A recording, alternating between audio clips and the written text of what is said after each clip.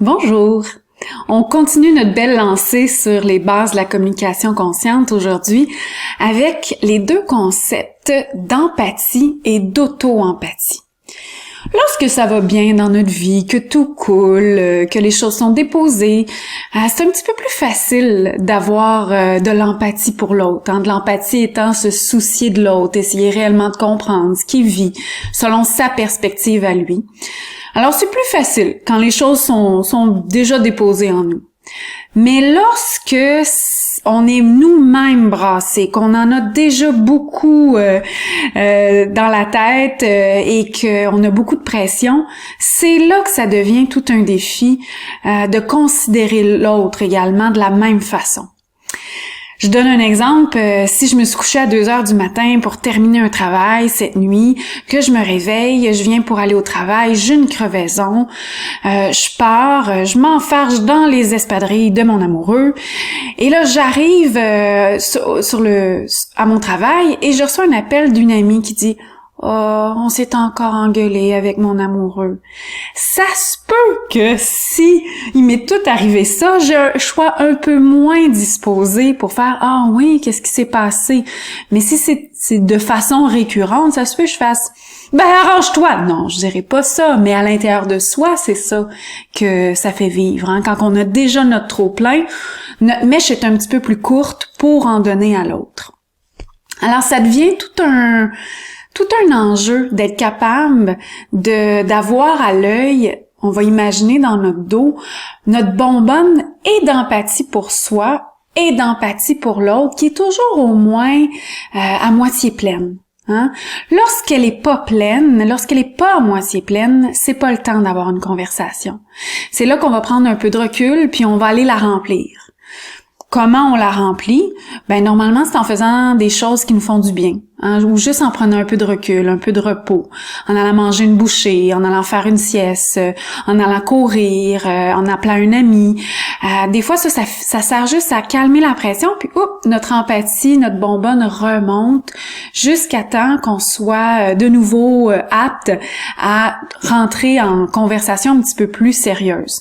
C'est sûr que je parle pas des petites conversations qu'on a à avoir au fil des journées, mais des conversations qui demandent un petit peu plus justement de souci, de considération de l'autre. Alors cette bonbonne-là, elle me sert et pour moi et pour l'autre. C'est quoi de l'auto-empathie? Ou certains vont appeler ça aussi de l'autocompassion. C'est la capacité à soi aussi se soucier de ce qu'on vit, à dire je vis de la colère. C'est comme ça. C'est plate, mais c'est comme ça. Je suis humaine. Tout le monde en vit. Et de prendre un peu de recul par rapport à ça, puis de s'envoyer un peu de douceur dans tout ce qu'on vit. Au lieu de dire, mais pourquoi je vis de la colère? Comment ça je suis en colère? Ben, je devrais pas être en colère. Dans ce temps-là, on lutte. Mais de s'envoyer un petit peu de bonbonne d'auto-empathie, ça apaise, de dire « Hey, t'as le droit, Jacinthe, d'être en colère, ça arrive, il arrive beaucoup de choses ces temps-ci, c'est normal.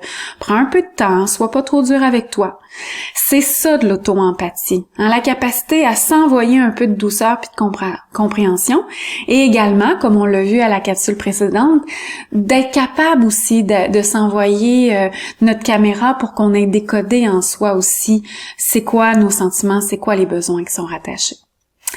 Cette belle autocompassion-là, ou cette belle auto-empathie est des fois plus difficile chez certains. On va avoir tendance à se concentrer sur l'autre, à dire qu'est-ce que l'autre a de besoin. Des fois, je pense à une mère avec ses enfants ou à une personne un petit peu plus dévouée qui s'intéresse beaucoup. On va avoir tendance des fois à s'oublier et à oublier de prendre ce moment-là de dire, moi aussi, c'est légitime ce que je ressens et ce que j'ai de besoin. Et des fois, c'est l'inverse. On va être capable de faire ça, on va être capable de prendre ce moment-là pour nous, puis de s'octroyer un petit peu de latitude, de souplesse, mais on va avoir de la difficulté à faire lorsque quelqu'un d'autre n'est pas du même avis. Alors, c'est là que notre bonbonne d'empathie rentre en ligne de compte. Pour venir en envoyer à l'autre, dire « OK, moi, je le ressens comme ça, mais l'autre le ressent peut-être pas comme ça. Je vais écouter qu'est-ce qu'il a à me dire dans sa perspective à lui. » Et c'est là que la nuance entre empathie et sympathie entre en ligne de compte. L'empathie, c'est que j'ai un souci sincère de l'autre et que je veux comprendre dans les perspectives de l'autre qui vit. La sympathie, c'est j'ai un souci aussi, mais je le mélange avec comment moi je le vivrais. Je donne un exemple. Si quelqu'un a une rupture amoureuse et qu'il est en train de nous raconter ce qui s'est passé, des fois, on va avoir tendance à dire « Ah oui, je te comprends, moi aussi ça m'est arrivé, j'ai fait ça puis ça m'a aidé. »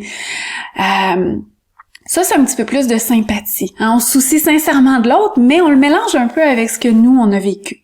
C'est quelque chose de sain, mais si on l'utilise trop, on perd de vue ce que l'autre a réellement besoin.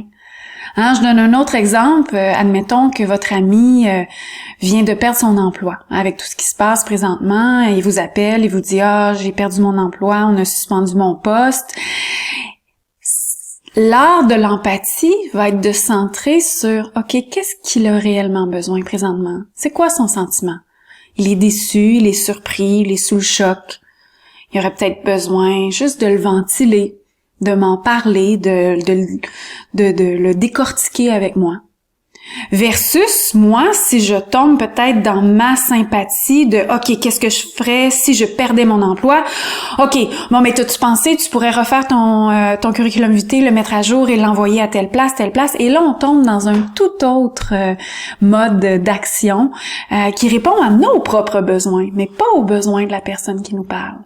Alors, c'est un peu ça la différence entre l'empathie et la sympathie. C'est que l'empathie, on est vraiment centré juste sur l'autre par rapport à ce qu'il a de besoin. Puis la sympathie, des fois, c'est comme si on a des résonances personnelles qui viennent s'entremêler dans notre vision des choses. Comme si on avait des cordes de guitare en fonction de ce qu'on a déjà vécu dans notre vie et que quand l'autre nous partage quelque chose, ça fait résonner une corde de guitare à l'intérieur de nous et là, on a tendance à lui répondre en fonction de cette résonance-là que nous on vit. Alors c'est important de départager les deux pour être sûr de vraiment envoyer une considération qui est vraiment très sentie et vraiment centrée sur l'autre. Alors en tout temps, on peut avoir un œil sur notre bonbonne d'empathie et d'auto-empathie parce que c'est une autre belle base de la communication consciente. Si elle n'est pas minimalement à moitié pleine, on est mieux de remettre la jase à un peu plus tard, d'aller remonter ça, cette bonbonne-là, et de revenir pour être capable après ça d'être entièrement là, toujours dans le but de préserver cette relation-là, ce lien-là, pour ne pas s'en aller vers les échanges de tête. Alors, je vous ai mis un petit exercice encore intégrateur pour ceux qui en ont envie. La dernière fois, on a décodé nos sentiments reliés à nos besoins. Là, je nous ai mis un exercice avec des phrases codées. Parce que, on va se le dire, c'est rare que les gens disent « je me sens légèrement triste parce que mon besoin de considération n'est pas comblé. » C'est rare qu'on va parler comme ça.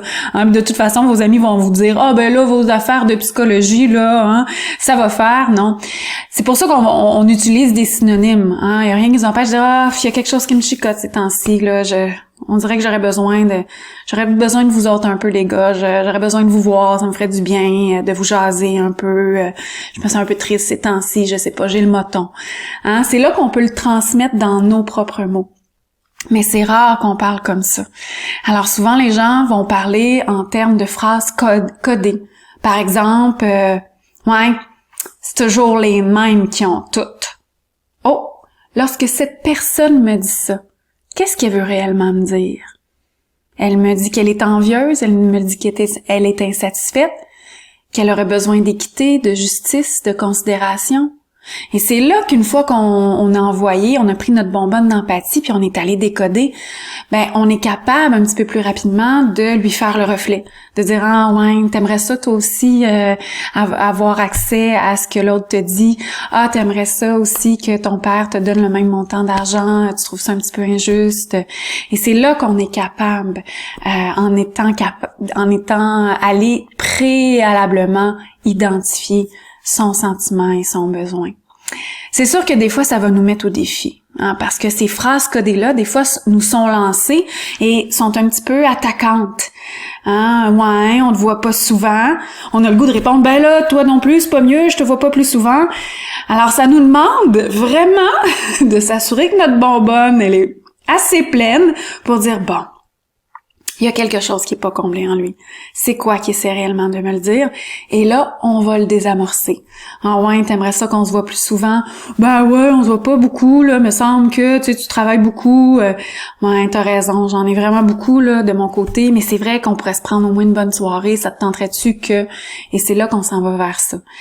Mais ça va nous demander, des fois, d'avoir un petit peu plus d'empathie. Puis après ça, de nous en envoyer, dire, ouais, c'est pas le fun de se faire dire ça, mais lui en avait plus besoin. Alors, c'est cet échange-là, hein, de vase communicant avec notre bonbonne d'empathie. Des fois, c'est pour l'autre, des fois, c'est pour nous. On essaie de faire un peu les deux en même temps. Alors, je vous ai remis la liste également des sentiments, des besoins pour vous inspirer à faire cet exercice-là. Alors, au plaisir de vous retrouver pour notre dernière capsule on met tous ces ingrédients ensemble pour faire notre recette finale avec les 4 étapes de la communication consciente. Alors, d'ici là, je vous souhaite une belle fin de journée. À bientôt.